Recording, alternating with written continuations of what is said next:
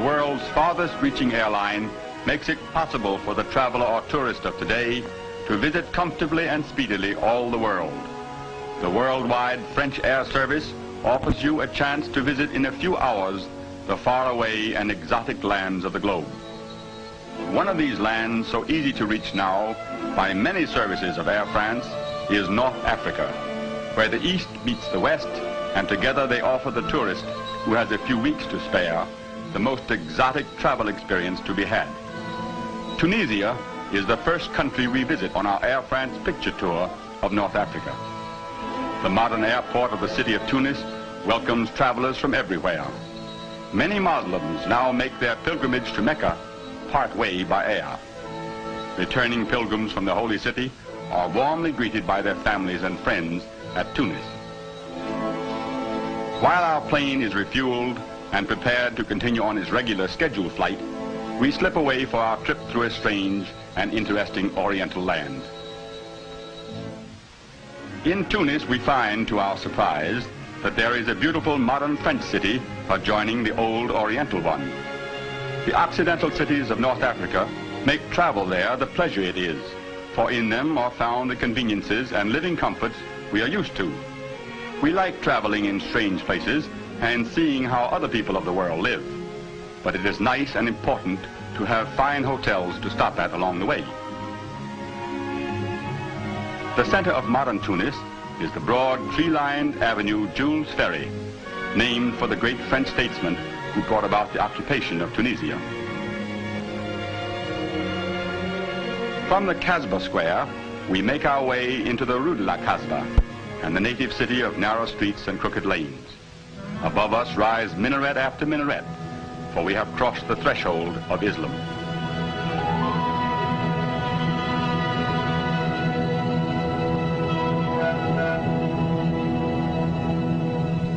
Part of the walls and some of the gates of old Tunis still stand. In this area, once completely surrounded by walls, you catch glimpses of Oriental life that has changed little in the passing centuries. When Tunis was a stronghold for Mediterranean pirates, few foreigners ever passed in freedom along these streets. But today in Tunis under France, you can wander anywhere through the fabulous souks and bazaars.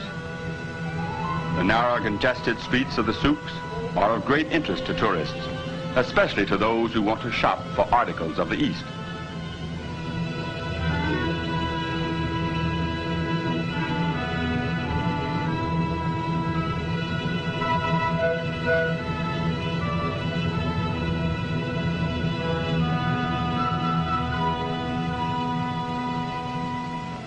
Much of Tunis was built with the stones from the ruins of Carthage, which stood 10 miles away on the shore of the Mediterranean. One of your days will be spent visiting the remains of the city that was founded by the Phoenicians nearly 3,000 years ago. So many historic memories are connected with this once proud mistress of the Mediterranean. The Punic Wars, the destruction of Carthage by Scipio, the new colony under Julius Caesar, the new city under Augustus Caesar, the capital of the Vandal Empire, then a quarry for the building of Arab mosques and cities, and an outpost of Christianity. Within sight of the hill where St. Louis died of plague on his last crusade, the American flag flies over the graves of so many who lost their lives during the Second World War. Nearby, the dead of France sleep, and not so very far away, the Germans. When you tour North Africa, you will find many remains of the Romans, for in their days, North Africa was the granary of the empire, and the climate made it a favorite place to live. At Duga, you will see Punic and Roman ruins that are the most important of North Africa. The amphitheater of El Jem, the 5th in size of Roman amphitheaters, is the grandest Roman structure in Barbary. For 1,200 years it remained intact, but in the 17th century it was partly blown up to stop its use as a fortress and refuge by rebels. It is still a splendid monument of past glories. One of the most interesting cities the Air France tourist will visit in Tunisia is Kairouan, founded in the year 671 by Sidi Okbar, the Arab conqueror of North Africa. For centuries, Kairouan was one of the 4 holy cities of the Mohammedan world, and no unbeliever could ever enter or even approach it. Today, it is accessible to everyone, and the tourists who visit it find that a trip to Kairouan is like going back 1,000 years to wander in a city of the Arabian Nights. The Mosque of the Barber, the second sanctuary of Kairouan, which is visited by every tourist, is dedicated to the traditional friend and barber of the Prophet. Its courts are adorned with Byzantine columns, its walls decorated with beautifully preserved ancient tiles.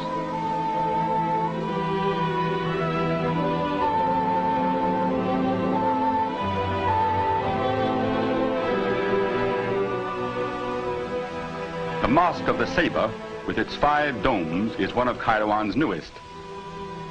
One of the oldest in the world is the Grand Mosque of Sidi Oqba.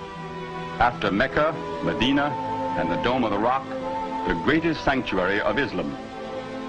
Much of the material that went into the building of this ancient Mohammedan sanctuary came from the more ancient ruins of Carthage.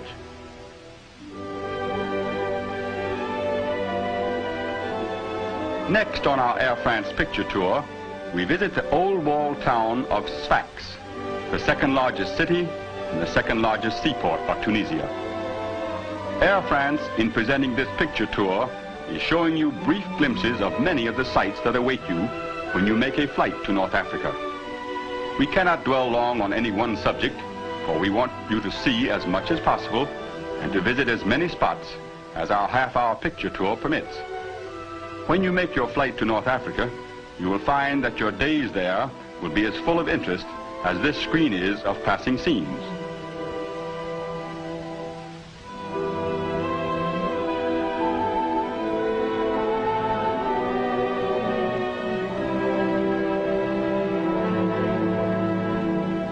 Sfax, like Tunis, has its native city and its French one. You will like them both. Its pleasant winter climate makes Sfax a popular stopping place for travelers. Your choice of several fine hotels will assure you of a comfortable and pleasant stay.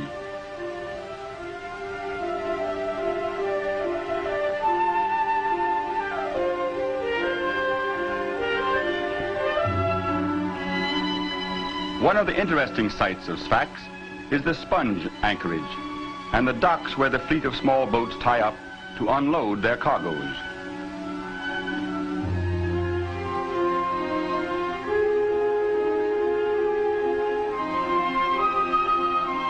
Sponging is one of the important industries of Sfax, and many of the sponges used in the world today have been brought up from the Gulf of Gabes by the sponge fishermen of Sfax.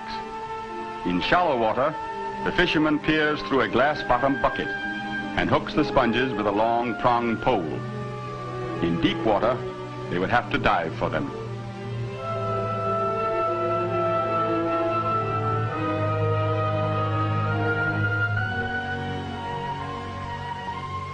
Spices and peppers are important products for many merchants of North Africa, and the weekly pepper market at Narbel is a most interesting sight.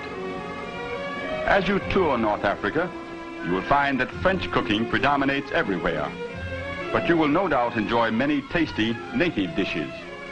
Couscous, highly seasoned with spices and these hot peppers, is the principal dish of the people of North Africa.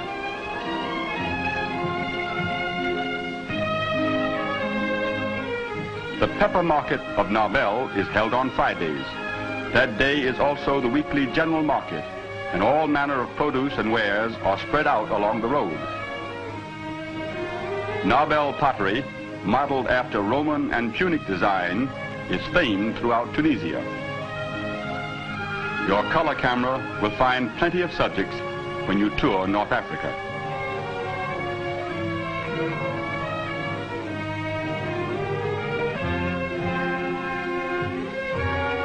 You'll have a chance to get some good close-up shots of camels, for Narbel also has its weekly camel market.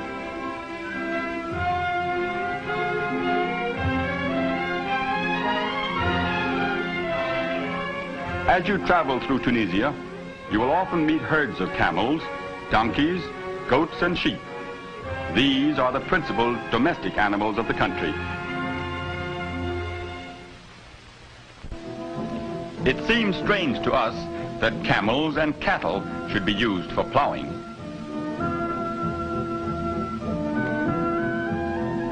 Most of the loads of the Tunisians are carried by donkeys. In our touring, we see many veiled women in Tunisia. These are part of a wedding procession.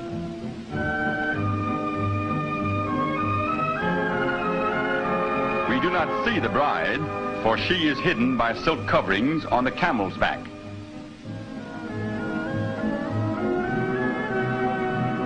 Gunplay, reminiscent of ancient times, enlivens the procession.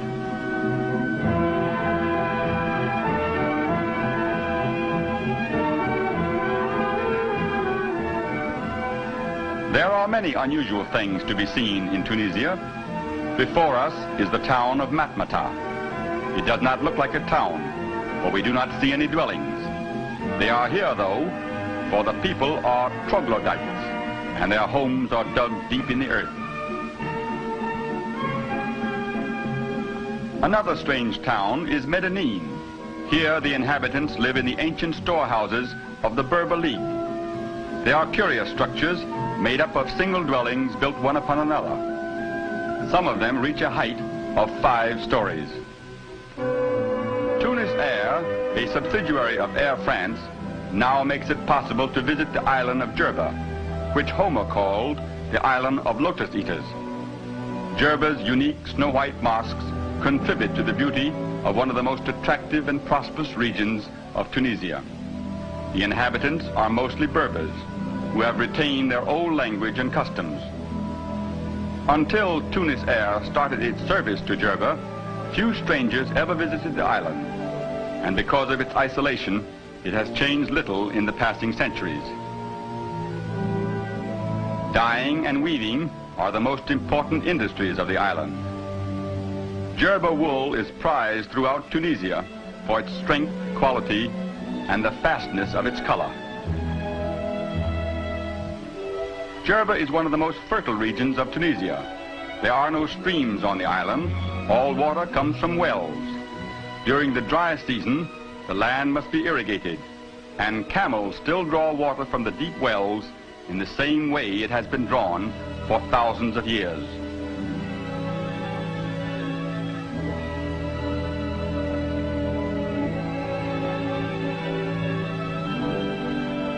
The women of Jerba wear straw hats. In North Africa, Jerba is the only place where you will find hats a part of a native woman's attire. The manufacturing of pottery has been carried on in Jerba since ancient times, and the method of working the clay has never changed.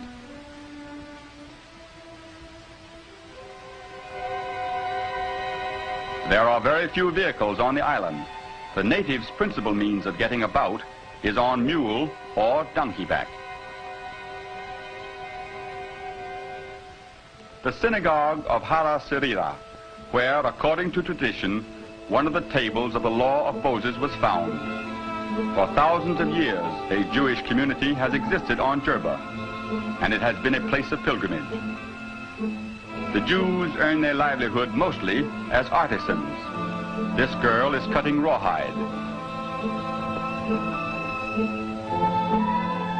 These narrow strips are used to make sieves. Jewish girls receive instruction early in sewing and handicrafts.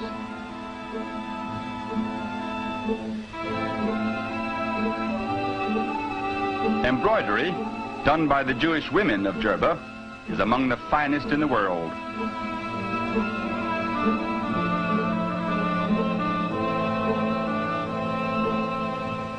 All over Tunisia, you will find girls busy with handicrafts of all kinds.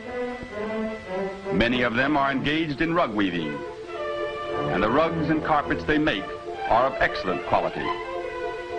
The government provides art centers and schools for the instruction of the young girls and encourages the continuation of the old methods of working so as to preserve the arts and crafts of the past.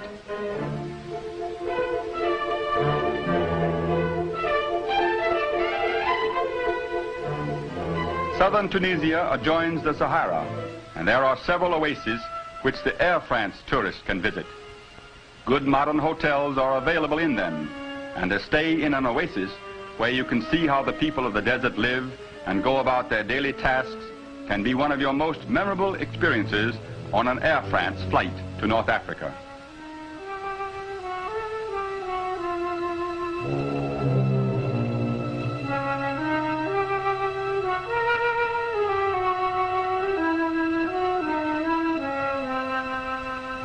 Many fruits and vegetables grow in the oasis, but dates are the principal product. They are carefully gathered and graded to be shipped abroad. Dates from the oasis of Tozeur in southern Tunisia are among the finest that are grown.